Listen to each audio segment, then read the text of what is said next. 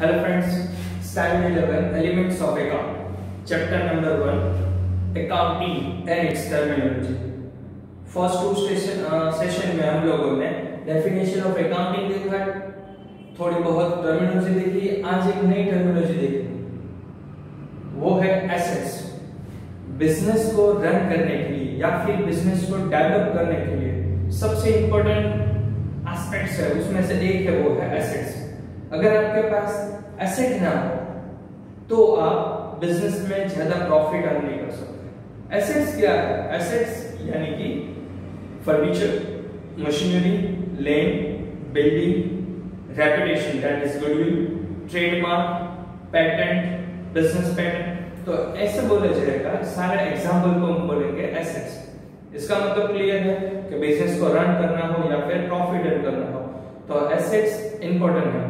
कई बार हम लोगों को मालूम होता है कि ये हमारे लिए एक फर्नीचर है, लेकिन बिजनेस पॉइंट ऑफ व्यू से अकाउंटिंग लैंग्वेज में उसे बोला जाएगा एसेट्स।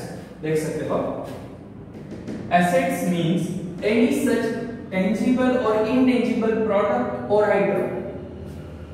एसेट्स मीन टेंजिबल और इनटेंजिबल प्रोडक्ट और item which is of ownership of business and has economical value।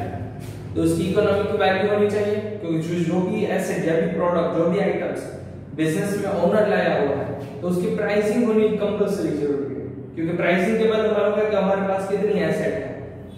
Secondly यहाँ एक वर्ड है, दो वर्ड्स, टेंजिबल, इंटेंजिबल। तो मैंने अभी बोला था फर्नीचर, बिल्डिंग, मशीनरी, ये सब क्या है? ये सब हम देख सकते हैं, we can see, we can touch, तो that is called tangible asset। जिसको टच नहीं कर सकते, जो जिसको आप देख नहीं सकते, वो हो जाएगा intangible asset। that is a reputation of that person, goodwill we can say, reputation of person, patent। तो ये कुछ ऐसे हैं, ट्रेडमार्क, कॉपीराइट, तो ये सब ऐसे हैं जिसको हम देख नहीं सकते लेकिन उसकी वैल्यू इंपैक्ट करती है बिजनेस में। तो assets mean any such tangible or intangible product or item which is ownership of business and has economic value।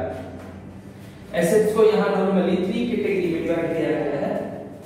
assets को यहाँ 3 कैटेगरी में डिवाइड किया गया है। First is non current asset, second current asset and third fictitious asset. assets को normally 3 category में divide किया गया है। नॉन करंट एसेट, जो एसेट जिसका यूज आप मोर देन 1 ईयर के लिए करते हो, जिस एसेट का यूज आप मोर देन 1 ईयर के लिए करते हो वो है नॉन करंट एसेट। नॉर्मली जिस एसेट का यूज आप लेस देन 1 ईयर के लिए करते हो या फिर वो एसेट जिसको आप कन्वर्ट कर सकते हो कैश में, तो उसे बोला जाएगा current asset. And third one is fictitious asset. Fictitious asset actually में दैट इज एन एक्सपेंसेस।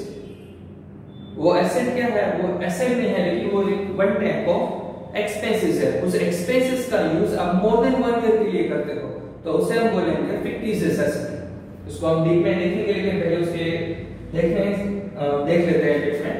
चलो यहाँ लिखा हुआ है, मैंने पूरी डेफिनेशंस लिखी हुई है। मैंने बोला था नॉन करंट एसेट का मीनिंग क्या है? नॉन करंट एसेट एक्चुअल में फिक्स्ड एसेट है जिसका यूज मोर देन 1 ईयर के लिए करते हो। तो जो यहाँ non-current assets are identified on the basis of time। Identified on the basis of time, मैं बोला ना more than 1 year। Identified on the basis of time। Non-current assets are for the period of more than 1 year। More than 1 year, they are known as long-term assets। उसे आप long-term asset बोल सकते हो, region clear है, उसका usage आपको more than 1 year के लिए करना है। और फिक्स्ड एसेट भी बोल सकते हो, that is non current asset. Non current asset further divided into 2 category, that is tangible asset and intangible asset. यहां मैंने बोला भी था टेंजिबल एसेट यानी कौन से एसेट? जो एसेट आप देख सकते हो, टच कर सकते हो, फील कर सकते हो, उसे बोला जाएगा टेंजिबल एसेट। जो एसेट आप देख नहीं सकते, टच नहीं कर सकते, तो वो हो जाएगी इनटेंजिबल एसेट। यहां एग्जांपल लिखा हुआ है, land, building, plant, machinery, furniture, ये सब टेंजिबल एसेट्स हैं। ट्रेडमार्क, कॉपीराइट, पेटेंट, गुडविल, ये सब इनटेंजिबल एसेट है। ये सारे एग्जांपल नॉन करंट एसेट में भी हो ही सकते हैं। अब देखो टेंजिबल एसेट्स, मैंने अभी बोला था tangible assets are those assets which are having physical existence. Tangible assets are those assets which are having physical existence. That means we can touch, we can feel. Tangible assets can be seen and can be touched. Can be seen and can be touched. That is tangible asset. Intangible assets do not hold physical existence. Do not hold physical existence. This cannot be seen and touched. That example. कई बार exam में ये question आता है give 4 type of intangible assets, तो हो सकता है, या फिर बोला जाए give me 5 names of non current assets, तो आप इसमें 2-3 tangible 2-3 intangible assets लिख सकते हो। And the second important current asset non current है वो क्या है, लॉन्ग टर्म एसेट। तो करंट एसेट है वो है short term asset less than 1 year, जो यहाँ क्लियर लिखा हुआ है। Current asset are of that kind of whose time duration is of less than 1 year. Less than 1 year के लिए जो भी एसेट है उसे बोला जाएगा current asset. These assets can be converted into cash. This asset can be converted easily into cash. आप cash में कन्वर्ट कर सकते हो या फिर उसका ड्यूरेशन लेस देन 1 ईयर के लिए, तो उसे आप बोलेंगे करंट एसेट। अब एग्जांपल देख सकते हो, कैश बैलेंस जिसमें चेंजेस होते रहते हैं फुल ईयर, बैंक बैलेंस में चेंजेस हो सकते हैं, raw material of stock, finish goods के लिए आप रॉ मटेरियल यूज करते हो तो उसका duration mostly usage less than 1 year के लिए होता है, उसका आप फिनिश गुड्स में कन्वर्ट कर रहे हो। बिल्स रिसीवेबल एंड डेटर्स, जब आपने क्रेडिट गुड्स सोल्ड आउट किया हो तो आपको अमाउंट मिलने वाली है लेकिन अभी नहीं मिलेगी, इन फ्यूचर मिलेगी, तो bills receivable debtors credit sales के लिए है। तो ये हो गया current asset. And last one, that is fictitious asset. Fictitious asset do not have physical existence.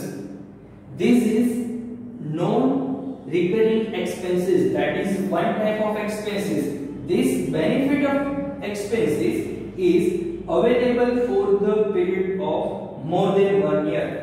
जिस expenses का use आप more than 1 year के लिए करते हो, जिस expenses का use आप मोर देन 1 ईयर के लिए करते हो, एक्चुअल में बैलेंस शीट में लिखा जाता है, वो है फिक्टिशियस एसेट। उसके एक और नाम भी है fictitious assets are also known as trade revenue expenses. Trade revenue expenses, क्योंकि एक्सपेंसेस को आपने डिवाइड किया है मोर देन 1 ईयर के लिए, और डिफर्ड रेवेन्यू एक्सपेंसेस भी बोल सकते हैं।